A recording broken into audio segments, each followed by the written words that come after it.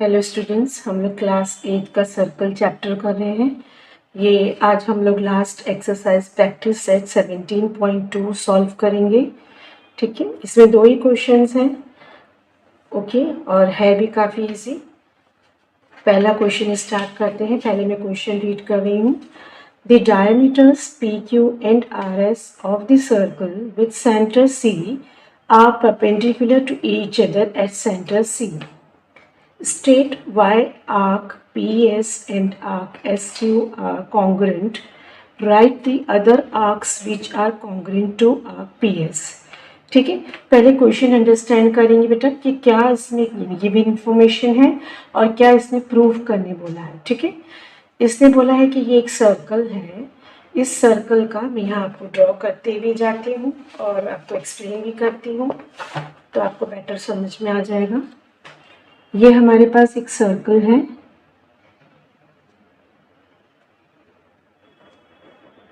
Okay, ये circle है। Circle का सेंटर सी उसने दिया है और 2 डायमीटर्स उसने बनाए हैं पी से क्यू।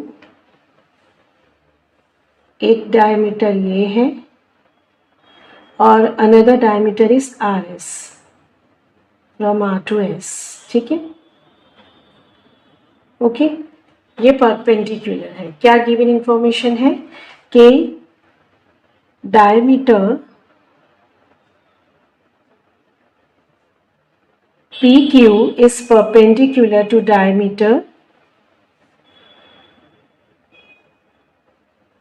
RS. ठीक है, परपेंडिकुलर का मतलब क्या होता है कि 90 डिग्रीज के एंगल्स बन रहे हैं। तो अब ये दोनों एक दूसरे पर हैं परपेंडिकुलर, तो ये जो चारों भी एंगल्स बनेंगे, ये चारों एंगल्स क्या होंगे, 90 डिग्रीज के होंगे। This angle third angle 90 and fourth one this one.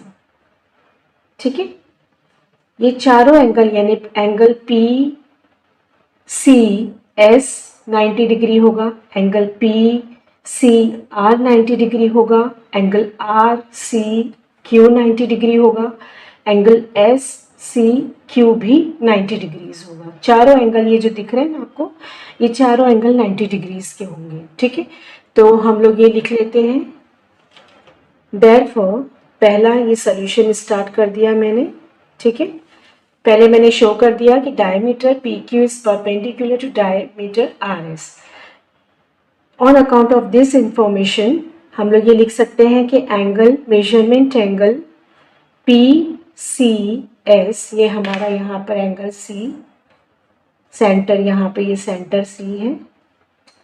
ठीक है, and measurement angle PCS is equal to measurement angle PCR, पहले ये वाला फिर ये वाला, is equal to measurement angle RCQ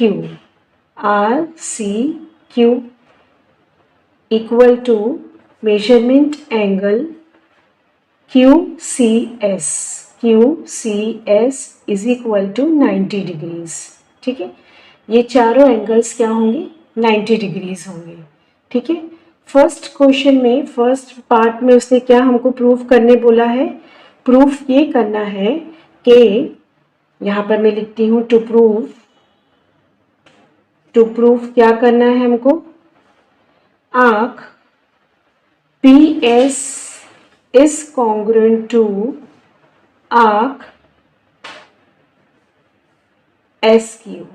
ठीक है, ये हमको प्रूफ करना है। क्या प्रूफ करना है, आर्क PS, ये वाला जो आर्क है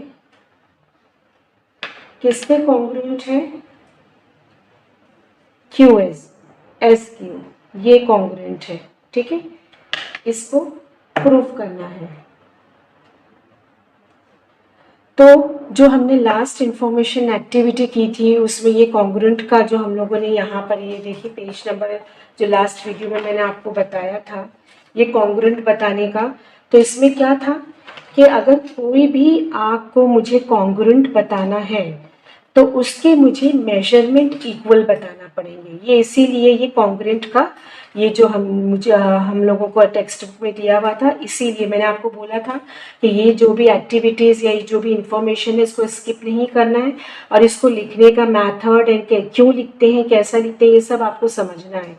ये लिखने आना चाहिए आपको, तो ही आप ये जो क्वेश्चंस हैं, क्योंकि वो प्रूफ करना होता है हम लोगों को, और प्रूफ करने में क्या होता है, आपको step by step each and every information with reasons लिखना पड़ती है। ठीक है, तो यहाँ पर जब अगर दो आर्क को आपको कॉन्ग्रुएंट बताना होता है, तो उसके लिए आपको पहले वो आर्क के मेजरमेंट बराबर बताने पड़ेंगे, और उसके पहले आपको उनके सामने के जो एंगल्स हैं वो बराबर बताना पड़ेंगे। ठीक है, ये 3 स्टेप थे। देखो, नंबर 1, जो आपके सामने का एंगल होता है ना, कॉरस्पॉन्डिंग एंगल, उसको इक्वल बताना पड़ेगा। उसके बाद जब वो इक्वल हो जाएंगे एंगल्स, उसके बाद उसके सामने के जो आर्क्स हैं उनके मेजरमेंट्स को इक्वल बताना पड़ेगा, और जब दो आर्क के मेजरमेंट्स इक्वल होते हैं तो वो आर्क्स क्या हो जाते हैं, कॉन्ग्रुएंट हो जाते हैं। ठीक है, ये 3 स्टेप में हमको प्रूव करना है। अगर आप लोगों को ये वाला जो इसमें इंफॉर्मेशन ये पार्ट दिया हुआ था टेक्स्ट बुक में, मैंने आपको एक्सप्लेन किया था, आपने बहुत अच्छे से देखा होगा, समझा होगा, तो आपको ये जो क्वेश्चंस है प्रैक्टिस सेट 17.2 के बहुत इजी हो जाएंगे। ठीक है, अगर आपने वो मेरा वीडियो नहीं देखा है तो आप वो वीडियो देख लीजिए, तो ये आपको आसानी हो जाएगी कि मैंने कैसे आपको प्रूफ करके उसमें उस वीडियो में बताया है। तो यही 3 इंफॉर्मेशन लेके हम लोग प्रूफ करेंगे। ओके, 17.2 का फर्स्ट क्वेश्चन, इसका फर्स्ट पार्ट हम लोग सॉल्व कर रहे थे। तो मुझे इस आर्क को और इस आर्क को कॉन्ग्रुएंट बताना है। तो पहला स्टेप क्या बताया बच्चों मैंने, उसके सामने का जो कॉरेस्पॉन्डिंग एंगल है उसे मुझे, और दोनों के कॉरेस्पॉन्डिंग एंगल्स को मुझे इक्वल बताना पड़ेगा। ठीक है, वो तो मैंने पहली लाइन में ही हम लोगों ने लिख दिया, because of the perpendicular property. तो पहला आर्क क्या है मेरा पास, पी एस। ठीक है, पी एस के सामने वाला एंगल कौन सा है, पी सी एस। तो मैं क्या लिखूंगी, स्टेप नंबर 1 क्या है कि मुझे कॉरेस्पॉन्डिंग एंगल्स के मेजरमेंट को इक्वल बताना है। तो measurement angle P C S is equal to, और ये वाला आर्क जो है इसके सामने का ये कॉरेस्पॉन्डिंग एंगल कौन सा है, एस सी क्यू। तो मैं ये वाला लूंगी क्योंकि मुझे ये दोनों आर्क को कॉन्ग्रुएंट प्रूफ करना है, तो मैं उनके सामने के एंगल्स को लूंगी। ठीक है, measurement angle S C Q. ठीक है, एस सी क्यू, ये आर्क के सामने ये एंगल, ये आर्क के सामने ये एंगल, बोथ आर 90 डिग्रीज। क्यों, हमने फर्स्ट लाइन में शो किया है कि वो परपेंडिकुलर होने की वजह से दोनों 90 है, दोनों 90 है मतलब दोनों के मेजरमेंट सेम है, इक्वल है। देयरफॉर मेजरमेंट ऑफ पीसीएस के सामने कौन सा आर्क है हमारे पास, PS, will be equal measurement of कौन सा एंगल है, S C Q. S C Q के सामने मेरा आर्क कौन सा है, एस क्यू। ठीक है, okay. Therefore arc P S congruent arc S Q. ठीक है, रीजन आपको यहां लिखना पड़ेगा इसका, क्योंकि ज्योमेट्री में जब हम लोग कोई थ्योरम है या कोई भी एक्टिविटी है, देखो प्रूफ करते हैं ना, तो उसका रीजन हमको लिखना पड़ता है। तो इसका रीजन यही जो लाइन टेक्स्ट बुक में दी हुई है यही डिक्टो ये लिखेंगे। ठीक है, अगर आपको ये बाय हार्ट ना हो तो आप बाय हार्ट कर ले, क्योंकि बाय हार्ट करने की वैसे जरूरत नहीं है। अगर आपको समझा हो कि ये लाइन का मीनिंग क्या है कि दो मेजर्स के अगर दो आर्क्स के अगर मेजर्स इक्वल होंगे तो वो आर्क्स क्या होंगे, कॉन्ग्रुएंट होंगे। देखो मैं रीड कर रही हूँ, if the measures of 2 arcs of circle are same then 2 arcs are congruent. ठीक है, यानी 2 आर्क्स के मेजरमेंट बराबर होंगे तो वो आर्क्स क्या होंगे, कॉन्ग्रुएंट होंगे। तो ये सेम रीज़न हम लोगों को यहाँ लिखना पड़ेगा, क्योंकि रीज़न भी लिखना मस्ट होता है, मैंडेटरी होता है, लिखना पड़ता है आपको रीज़न। ठीक है, क्या रीज़न लिखूंगी मैं? Equal measures of equal arcs, ठीक है, मेजर्स ऑफ इक्वल आर्क्स, इतना भी लिखेंगे तो इनफ है कि ये थ्योरम समझ में आ जाता है। ओके, तो ये अपना जो फर्स्ट पार्ट था ये प्रूफ हो गया 17.2 का। उसने क्या बोला था कि आर्क पी एस और आर्क एस क्यू को क्या बताना है? कॉन्ग्रुएंट बताना है। हेंस हम लोगों ने ये प्रूफ कर लिया है। यहाँ पर बहुत इजी है, सिर्फ 3 स्टेप है। पहला आपको एंगल इक्वल शो कर देना है, एंगल इक्वल हो गया, उसके सामने के आर्क्स आपको इक्वल शो कर देना है। जब आर्क्स के मेजरमेंट इक्वल होंगे तो वो आर्क क्या होंगी? कॉन्ग्रुएंट हो जाएगा। ठीक है, नेक्स्ट पार्ट इसने क्या बोला है? Write the other arcs which are congruent to arc P S. ठीक है, अब ये पी एस के कॉन्ग्रुएंट जो दूसरे आर्क्स है वो भी हमको बताना है, कौन से दूसरे आर्क होंगे। तो ये आपको दिख रहा है यहाँ पे पी एस के कॉन्ग्रुएंट कौन से और दूसरे आर्क होंगे? पी आर भी होगा और आर क्यू भी होगा। ठीक है, कौन कौन सा है? पी एस के बराबर कौन कौन से दूसरे आर्क होंगे? ये तो हमने प्रूफ कर दिया। ठीक है, ये दोनों प्रूव हो गए कि ये दोनों कॉन्ग्रुएंट है। अब उसने क्या बोला है कि ये वाले के कॉन्ग्रुएंट और कौन कौन से हैं? तो ये जो रिमेनिंग है ये वाला और ये वाला भी कॉन्ग्रुएंट होगा, क्योंकि हम लोगों ने बेटा फर्स्ट लाइन में ही शो कर दिया है कि चारों एंगल क्या है? इक्वल है, 90 डिग्रीज है। जब एंगल 90 डिग्रीज है, चारों इक्वल है, तो चारों आर्क्स भी क्या होंगे? इक्वल होंगे। ठीक है, तो दूसरे आर्क्स कौन से हैं? सेकेंड पार्ट हमारा इस क्वेश्चन का। आप इसमें इसने प्रूफ करने नहीं बोला है, सिर्फ नाम लिखने बोला है यहाँ पे।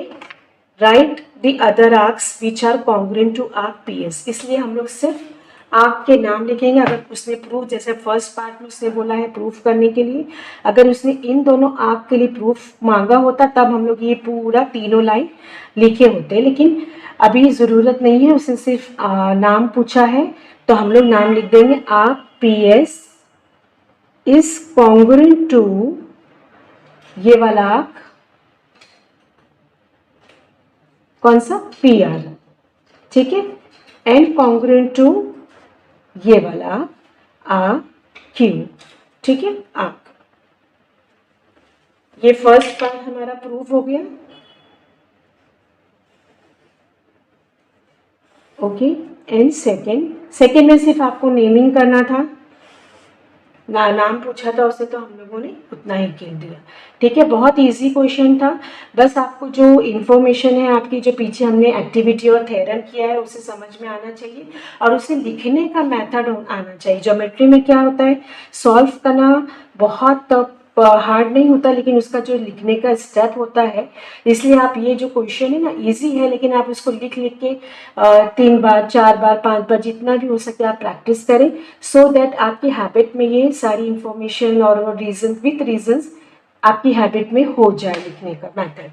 ठीक है, अब हम लोग नेक्स्ट क्वेश्चन करेंगे। पहले क्वेश्चन रीड कर लेते हैं। क्वेश्चन रीड करना बहुत केयरफुली बहुत ज़रूरी होता है, ताकि आपको जो गिवन इंफॉर्मेशन है वो भी समझ में आए और क्या प्रूफ करना है वो भी समझ में आए। तो I am reading the second question. In the adjoining figure O is the centre of the circle whose diameter is mm। ठीक है, ये सेंटर है O, डायमीटर mm दिया है। अच्छा, जब भी आपको जो भी प्रूफ करना होता है ना, तो वो जो गिवन इंफॉर्मेशन होती है ना, उसी को आपको पकड़ के थ्योरम और वो ही यानी क्वेश्चन ही आपको बताता है कि मुझे कैसे सॉल्व करना है। इसके लिए आपको क्वेश्चन बहुत अच्छे से रीड करना पड़ता है।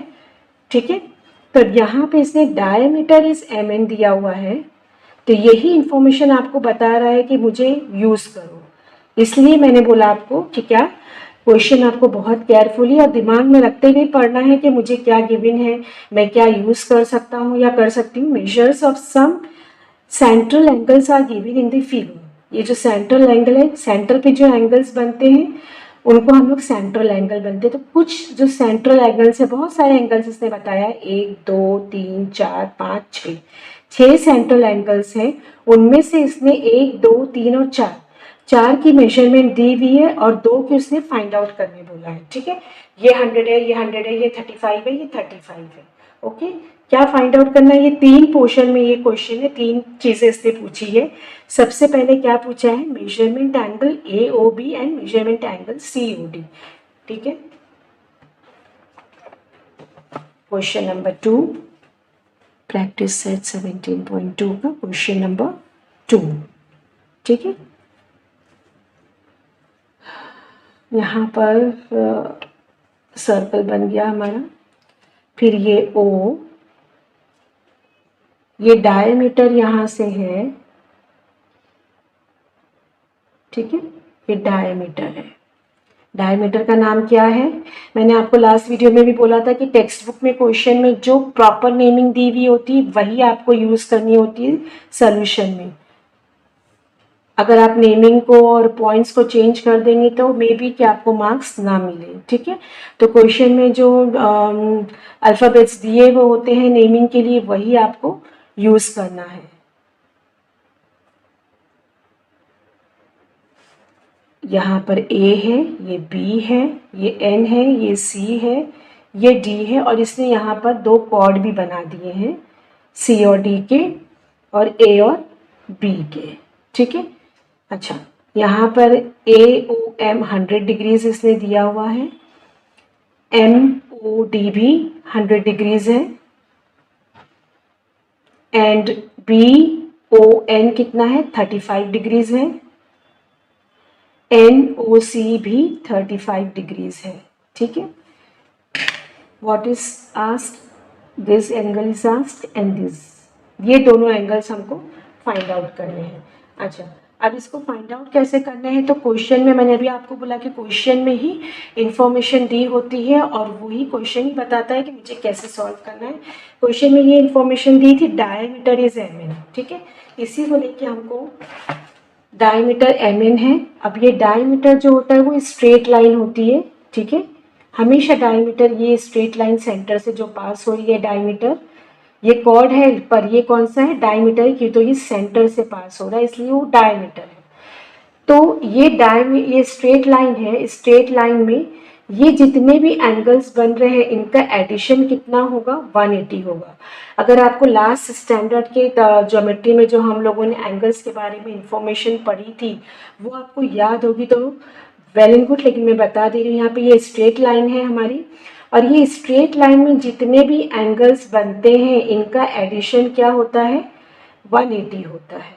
ठीक है, ये याद रखना है आपको। वही चीज़ यहाँ पर यूज़ हो रही है कि ये जो स्ट्रेट लाइन है इसके अंदर जितने भी एंगल्स होंगे इनका एडिशन कितना होगा? 180 होगा। तो ये 100 है, ये 35 है, तो ये वाला कितना होगा वो फाइंड आउट करना है। तो ये तीनों का एडिशन कितना होगा? 180। ठीक है, तो अब मैं स्टार्ट कर रही हूँ इसका पार्ट नंबर 1। सिंस, ये सिंस का सिंबल होता है बेटा, ये देयरफॉर का है सिंबल और इसका उल्टा क्या होता है? सिंस का। ठीक है, जब हम लोग कोई इंफॉर्मेशन को, कोई थ्योरम को यूज करते हैं तो हम लोग पहले सिंस, अगर पहले वो लिख रहे हैं तो सिंस डालते हैं और जब कोई चीज़ प्रूफ हो जाती है तो उसके लिए ऐसा वाला देयरफॉर डालते हैं। तो मैंने यहाँ पे सिंस लिखा, since MN is diameter of the circle, therefore, अब therefore आएगा, एंगल, कौन सा एंगल लूंगी पहले में? MOA, measurement angle MOA plus measurement angle, next angle कौन सा लूंगी? AOB, measurement angle AOB plus measurement angle, third angle कौन सा मेरा बन रहा है? BON। ठीक है, measurement angle BON O N is equal to 180 degrees. ठीक है, आपको यहाँ रीजन लिखना मस्ट है। क्यों लिखा आपने? स्ट्रेट लाइन एंगल, इतना लिखना जरूरी है, स्ट्रेट लाइन एंगल्स। ठीक है, अब इसके मेजरमेंट डाल देंगे, कितना है? एम ओ ए कितना दिया हुआ है? 100 प्लस ए ओ भी तो फाइंड आउट करना है, प्लस बी ओ एन कितना है? 35 डिग्रीज। ठीक है, इज इक्वल टू 180। 100 प्लस 35 कितना होगा? 135 degrees plus M measurement angle A O भी तो फाइंड आउट ही करना है, 180।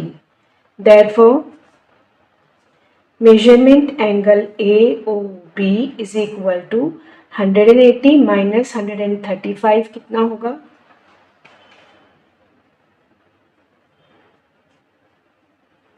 25।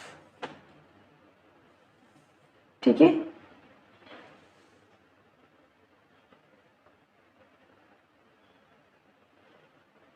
Hundred and 35 745। ठीक है, ये आ गया 45 डिग्रीज।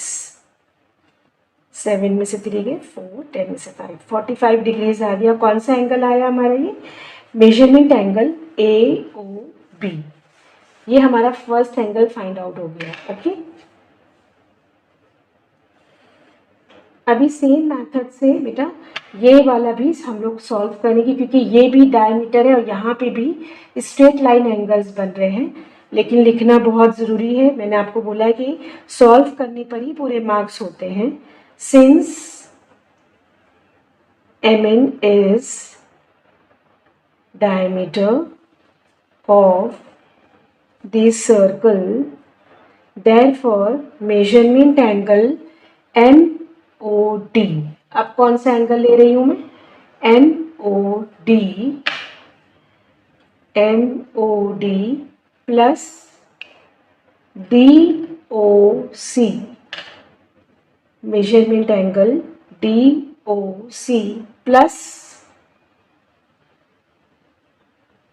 NOC या CON, measurement angle CON is equal to 180। Reason लिखना है, स्ट्रेट लाइन एंगल्स, उनका एडिशन क्या होता है? 180 होता है। ठीक है, अब मेजरमेंट जो दी हुई है वो पुट कर देंगे, 100 प्लस DOC तो मुझे फाइंड आउट करना है, CON मुझे 35 दिया हुआ है, 180।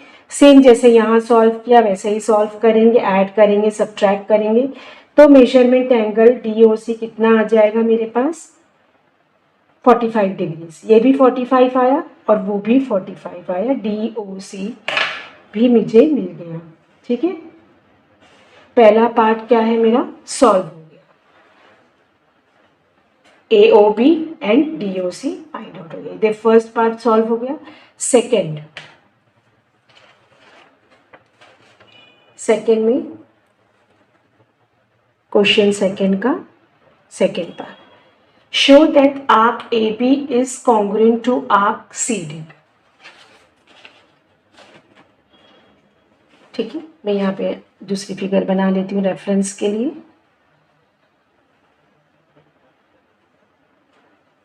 OMN is diameter। उस फिगर में वैसे भी इतना सब वो लिख दिया गया है कि आपको समझने में शायद प्रॉब्लम हो, तो मैं यहाँ फ्रेश फिगर बना दे रही हूँ।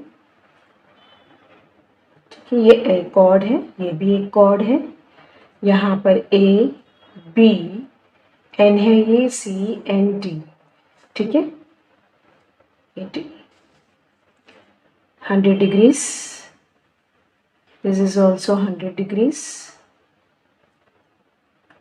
ये है 35 एंड ये 35 क्वेश्चन में गिवन था, और ये 45 और ये 45 हमने अभी फाइंड आउट किया। This is 45, this is also 45। ठीक है, अच्छा क्या प्रूफ करने बोला है इसने?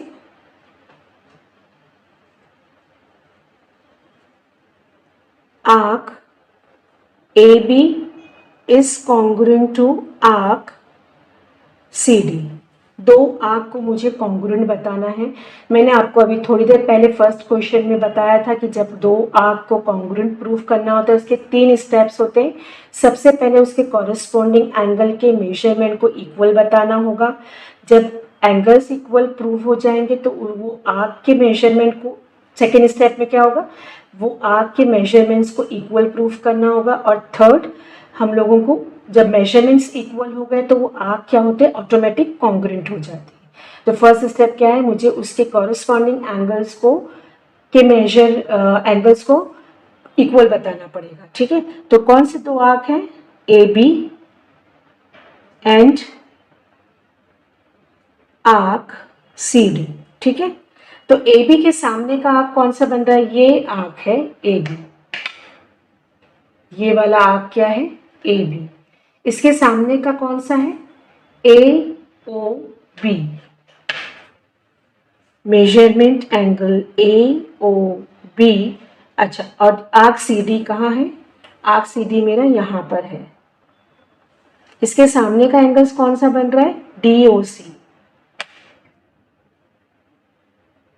मेजरमेंट एंगल डी ओ सी। दोनों भी मेरे पास कितने के हैं, अब भी मैंने फाइंड आउट किया, जस्ट थोड़ी देर पहले हम लोगों ने फाइंड आउट किया है, 45 डिग्रीज के हैं, यानी दोनों इक्वल है। तो उसके सामने के आर्क्स क्या होंगे, measurement arc A B will be equal to measurement arc C D. ठीक है, अब इसका रीजन आपको लिखना पड़ेगा। क्या रीजन था कि जब दो एंगल्स मेजरमेंट इक्वल होते हैं तो उनके जो आर्क्स होते हैं वो भी इक्वल होते हैं। इक्वल मेजरमेंट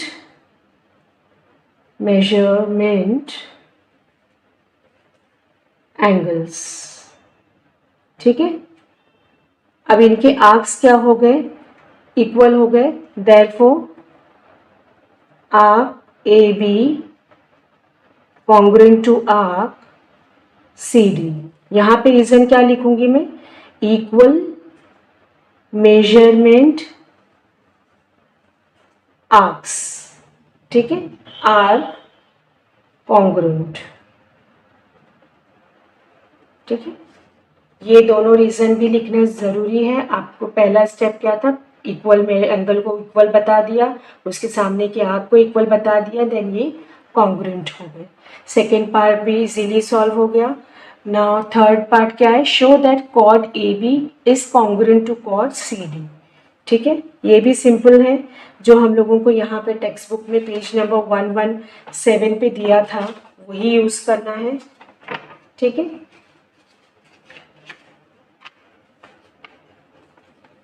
ये यहाँ पर इसमें दिया था कि कॉर्ड बराबर होते हैं, ये कॉर्ड कॉन्ग्रुएंट होते हैं। एक्टिविटी सेकेंड में था ये।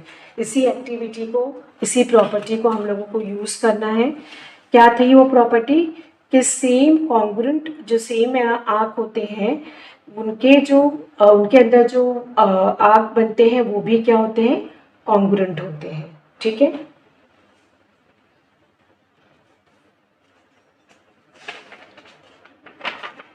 थर्ड क्या है, कॉर्ड ए बी। एंड ये कॉर्ड ए बी है। ठीक है, ये कॉर्ड ए बी है, इसके सामने का आर्क कौन सा है, मैं यहां लिखती हूं, chord A B and cord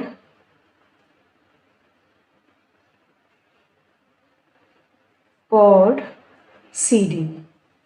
cord A B के सामने का आर्क कौन सा है, आर्क ए बी। और कॉर्ड सी डी के सामने का कौन सा है, कॉर्ड सी डी। ठीक है, कॉन्ग्रुएंट है। कहां से आया, ये हम लोगों ने अभी प्रूव किया, यहां ये हम लोगों ने just now we have proved. तो इसका रीजन मैं यही लिखूंगी ब्रैकेट में, प्रूव्ड। ठीक है, हम लोगों ने प्रूव्ड किया इसको। ओके, तो chord AB is congruent to chord CD। ठीक है, अब इसका रीजन क्या लिखना है, is same sorry congruent arcs having congruent chord, ये रीजन हो गया इसका। ठीक है, ये वाला भी प्रूव हो गया। Third part is also proved. बहुत सिंपल है, सिर्फ आप थोड़ा सा प्रैक्टिस करेंगे, 2-3 बार लिखेंगे अपनी बुक में, तो आपको ये लिखने का जो मेथड है ये पूरा समझ में आ जाएगा, कैसे स्टेप बाय स्टेप इसको लिखना है। हमारा ये चैप्टर भी इसी के साथ फिनिश हो गया। सारी एक्सरसाइजेज, सॉल्व एग्जाम्पल, एक्टिविटी मैंने सब कुछ आपको करा दिया है। ये लास्ट सम था, ये भी सॉल्व हो गया है। अब नेक्स्ट वीडियो में हम लोग नेक्स्ट चैप्टर से स्टार्ट करेंगे। Till then bye bye, thank you.